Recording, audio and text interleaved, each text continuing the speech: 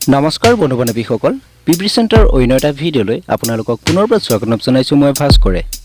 অসমত শৌচালয় নিৰ্মাণৰ বাবে আবেদন প্ৰক্ৰিয়া চলি আছে আৰু এই অনলাইন আবেদন প্ৰক্ৰিয়া আপোনালোকে কেনেদৰে কৰিব পাৰিব তাৰ সম্পূৰ্ণ প্ৰক্ৰিয়া আজি ভিডিঅ'টোত মই জনাই দিম। সো ভিডিঅ'টো শেষলৈকে চাই থাকিব আৰু এনেকুৱা নতুন নতুন আপডেটবোৰ বিষয়ে প্ৰথমতে পাই থাকিবলৈ চেনেলটো সাবস্ক্ৰাইব কৰাৰ লগতে ওচৰৰ বেল আইকনটো অল কৰি ৰাখিবলৈ একেবাৰে নাপাহৰিব। শৌচালয় নিৰ্মাণৰ বাবে আপোনালোকে অনলাইন আবেদন নিজৰ মোবাইলৰ সহায়তে কৰিব পাৰিব। প্ৰথমতে আপোনালোকৰ নিজৰ ব্ৰাউজাৰটো ওপেন কৰি ল'ব।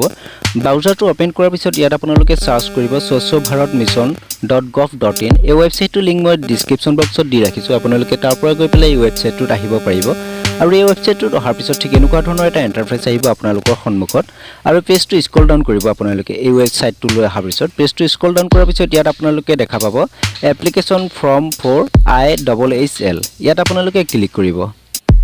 ইয়াত ক্লিক কৰাৰ লগে লগে আপোনালোকৰ সন্মুখত ঠিক এনেকুৱাকৈ এটা ইণ্টাৰফেচ আহিব। এই পেজটোলৈ অহাৰ পিছত ঠিক এনেকুৱা ধৰণৰ এটা ইণ্টাৰফেচ আহিব। ইয়াত অহাৰ পিছত ইয়াত আপোনালোকে দেখা পাই আছে registered mobile number, password, security code, তাৰপিছত সাইন ইন কৰিবলৈ পাৰিব। কিন্তু আপোনালোকে এই সাইটটোলৈ নতুনকৈ আহিছে আৰু এই সাইটটোত আপোনালোকৰ কোনো ধৰণৰ আইডি নাই। সো আপোনালোকে ইয়াত দেখা পাইছে সিটিজেন ৰেজিষ্ট্ৰেচন। ইয়াত আপোনালোকে দেখা পাইছে সিটিজেন ৰেজিষ্ট্ৰেচন। ইয়াত প্ৰথমতে ক্লিক কৰিব আপোনালোকে। এই পেজটোলৈ অহাৰ পিছত ঠিক এনেকুৱা ধৰণৰ এটা ইণ্টাৰফেচ আহিব আপোনালোকৰ সন্মুখত। ইয়াত আপোনালোকে দেখা পাই আছে মোবাইল এজ লগইন আইডি। ইয়াত আপোনালোকৰ নিজৰ মোবাইল নাম্বাৰটো এণ্টাৰ কৰিব। ইয়াত আপোনালোকৰ নিজৰ নামটো এণ্টাৰ কৰিব। নামটো এণ্টাৰ কৰাৰ পিছত ইয়াত আপোনালোকে পেজটো স্ক্ৰল ডাউন কৰিব। ইয়াত আপোনালোকৰ জেন্ডাৰ মেল হ'লে ল'ৰা হ'লে মেল দিব, ছোৱালী হ'লে ফিমেল দিব। নেক্সট আপোনালোকে ইয়াত দেখা পাই আছে এড্ৰেছ। এড্ৰেছটো ইয়াত আপোনালোকৰ যি হয় সম্পূৰ্ণ এড্ৰেছ ইয়াত আপোনালোকে এণ্টাৰ কৰিব।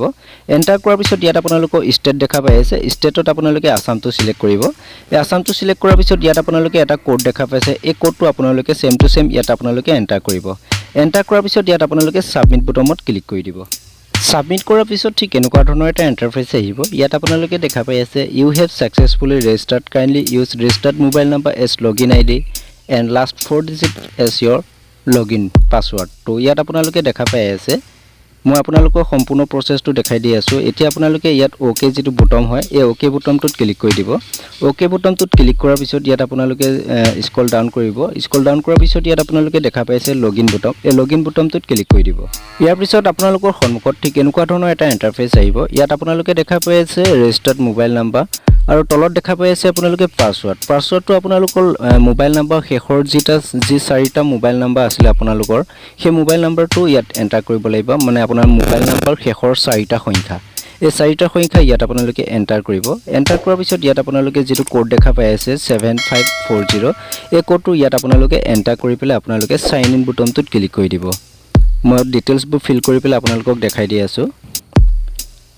ইয়াত আপোনালোকৰ ডিটেইলছবোৰ ফিল কৰি পেলাই সাইন ইন বুটামটোত ক্লিক কৰি দিব। সাইন ইন বুটামত ক্লিক কৰাৰ লগে লগে আপোনালোকৰ সন্মুখত এটা নতুন ইণ্টাৰফেচ আহিব। আপোনালোকে অকমান সময় ওয়েট কৰিব। ওয়েট কৰাৰ পিছত এটা নতুনকৈ ইণ্টাৰফেচ আহিব। ইয়াত আপোনালোকে দেখা পাই আছে ইয়াত আপোনালোকৰ ওল্ড পাছৱৰ্ড, নিউ পাছৱৰ্ড আৰু কনফাৰ্ম পাছৱৰ্ড। ইয়াত আপোনালোকে ওল্ড পাছৱৰ্ডত আপোনালোকৰ মোবাইল নম্বৰ শেষৰ 4টা যি সংখ্যা আছিল এই সংখ্যাকেইটা এণ্টাৰ কৰিব। তাৰপিছত নিউ পাছৱৰ্ডত আপোনালোকে যিকোনো এটা পাছৱৰ্ড এণ্টাৰ কৰিব।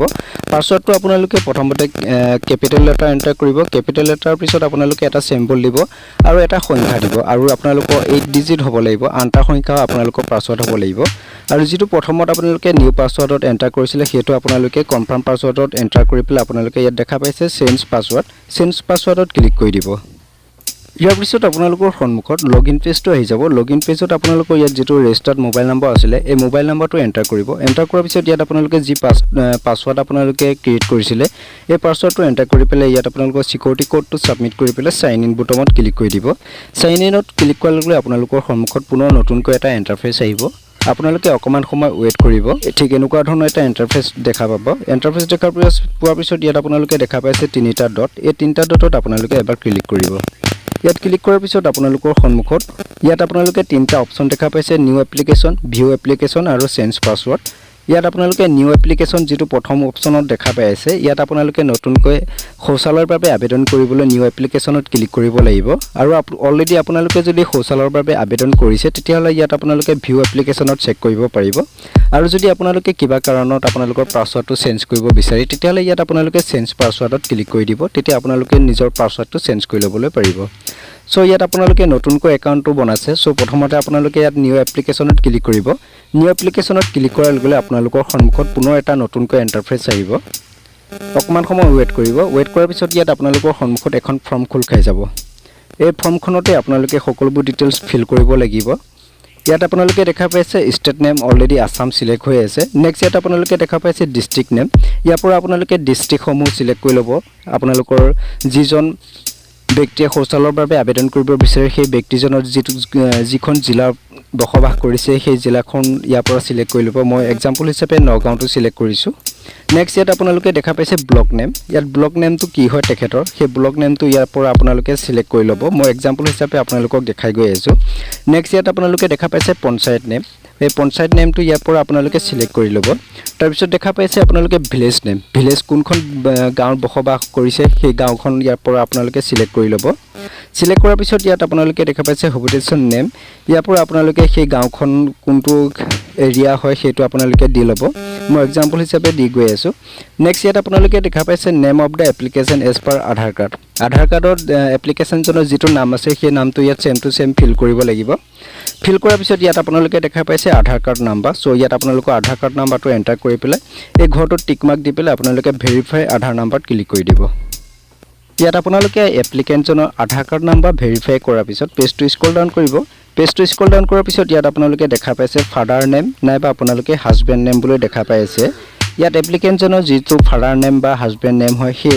নামটো ইয়াত এন্টাৰ কৰিব ইয়াৰ পিছত আপোনালোকে ইয়াত দেখা পাইছে জেন্ডাৰ আপোনালোকে এপ্লিকেণ্টজন মেল হয় নে ফিমেল হয় সেই জেন্ডাৰটো ইয়াৰ পৰা আপোনালোকে সিলেক্ট কৰিব সিলেক্ট কৰাৰ পিছত ইয়াত কেটাগৰী দেখা পাই আছে এই কেটাগৰীটো আপোনালোকে এবাৰ মন কৰিব এই কেটাগৰীটোত আপোনালোকে দুটা অপচন দেখা পাব এপিএল আৰু বিপিএল এপ্লিকেণ্টজনৰ যদি এপিএল হয় বা বিপিএল হয় তেতিয়াহ'লে আপোনালোকে এই কেটাগৰীটো ইয়াৰ পৰা সিলেক্ট কৰিব মই আপোনালোকক এক্সাম্পল হিচাপে দেখাই দি আছো এপিএলত ক্লিক কৰাৰ পিছত ইয়াত আপোনালোকে দেখা পাইছে সাব কেটাগৰীত ইয়াত আপোনালোকে কেইবাটাও অপচন দেখা পাই আছে ওমেন হেড এইচএছ তাৰপিছত পিএইচ লেণ্ডলিজ উইথ হিউমেষ্ট তাৰপিছত small and marginal farmers ST SC ইয়াত ওবিসি বুলি বা জেনেৰেল বুলি কেটাগৰী নাই সো ইয়াত আপোনালোকে এবাৰ মন কৰিব নেক্সট আপোনালোকে যদি ইয়াত কেটাগৰীটো বিপিএল বুলি দিয়ে বিপিএলত আপোনালোকে কি সাব কেটাগৰী পাব সেইটো ইয়াৰ পৰা আপোনালোকে চাই ল'ব পাৰিব বিপিএলত যোৱাৰ লগে লগে ইয়াত আপোনালোকে জেনেৰেল এছটি আৰু এছচি বুলি দেখা পাই আছে ইয়াত ওবিসি বুলি কোনো ধৰণৰ কেটাগৰী দিয়া নাই সো ইয়াত আপোনালোকে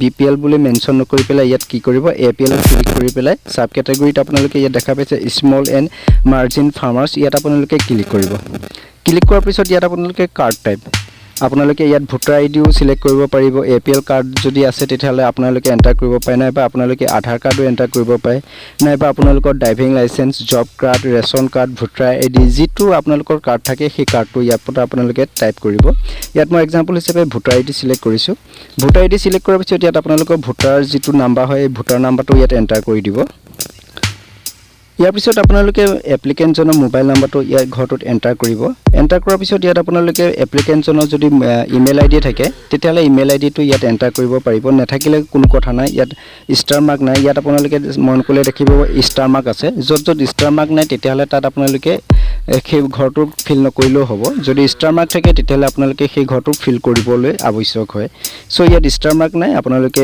এই দিলেও হ'ব আপোনালোকে দেখা পাইছে এড্ৰেছ এই এড্ৰেছত আপোনালোকৰ এপ্লিকেণ্টজনৰ সম্পূৰ্ণ এড্ৰেছটো এন্টাৰ কৰি দিব এন্টাৰ কৰাৰ পিছত ইয়াত আপোনালোকে দেখা পাই আছে আইএফএসচি কোড মানে ইয়াত বেংক ডিটেইলছ দিব লাগিব এপ্লিকেণ্টজনৰ যিটো বেংক ডিটেইলছ হয় বেংক ডিটেইলছৰ আইএফএসচি কোডটো ইয়াত এন্টাৰ কৰিব এন্টাৰ কৰাৰ পিছত পেজটো স্ক্ৰল ডাউন কৰিলে দেখা পাব ইয়াত automatic bank name branch of the bank এই সকলোবোৰ ডিটেইলছ অটোমেটিক লৈ ল'ব আইএফএসচি কোডটো দি দিয়াৰ লগে লগে নেক্সট ইয়াত আপোনালোকে দেখা পাইছে একাউণ্ট নাম্বাৰ ইয়াত একাউণ্ট নাম্বাৰটো এন্টাৰ কৰিব একাউণ্ট নাম্বাৰটো এন্টাৰ কৰাৰ পিছত ইয়াত কনফাৰ্ম একাউণ্ট নাম্বাৰ বুলি ডাবল দেখা পাই আছে ইয়াত আপোনালোকে এপ্লিকেণ্টজনৰ একাউণ্ট নাম্বাৰটো এন্টাৰ কৰিব একাউণ্ট নাম্বাৰটো এন্টাৰ কৰাৰ পিছত ইয়াত আপোনালোকে পাছবুকখনৰ এটা কপি আপলোড কৰিব লাগিব আৰু এই কপিটো পিডিএফ বা জেপিজি পিএনজি যিকোনো ফাইলত হ'ব লাগিব আৰু 200 KB ভিতৰত হ'ব লাগিব ইয়াৰ পিছত আপোনালোকে ইয়াত এপ্লাই বুলি যিটো বুটাম দেখা পাইছে এপ্লাই বুটামটোত ক্লিক কৰি দিব আপোনালোকে শৌচালয়ৰ বাবে আবেদন কৰাৰ পিছত ইয়াত আপোনালোকক এটা ৰেফাৰেন্স নাম্বাৰ বা এপ্লিকেশ্যন নাম্বাৰ দিব মই আপোনালোকক হেতু দেখুৱাবলৈ নোৱাৰিলো সো ইয়াত আপোনালোকে যদি সেই নাম্বাৰটো পাহৰি যায় তেতিয়াহলে ইয়াত আপোনালোকে ওপৰত দেখা পাব তিনিটা ডট এই তিনিটা ডটত আপোনালোকে ক্লিক কৰিব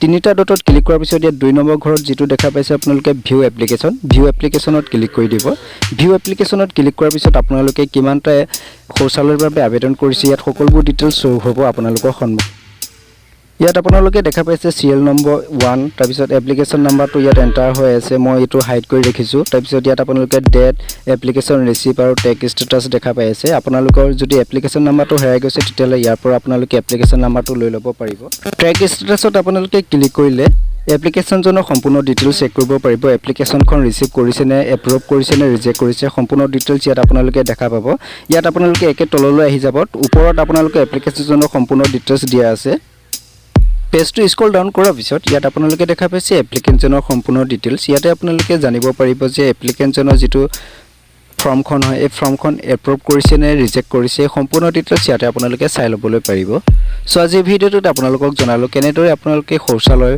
নিৰ্মাণৰ বাবে অনলাইন আবেদন প্ৰক্ৰিয়া কৰিবলৈ পাৰিব সম্পূৰ্ণ ডিটেইলছ ইয়াতে মই জনাই দিলো সো যদি ভিডিওটো ভাল পাইছে তেতিয়াহলে লাইক শেয়াৰ কৰিবলৈ নেপাহৰিব আৰু যদি চেনেলটোলৈ নতুনকৈ আহিছে তেতিয়াহলে চেনেলটো সাবস্ক্ৰাইব কৰাৰ লগতে ওচৰৰ বেল আইকনটো অল কৰি ৰাখিবলৈ একেবাৰে নেপাহৰিব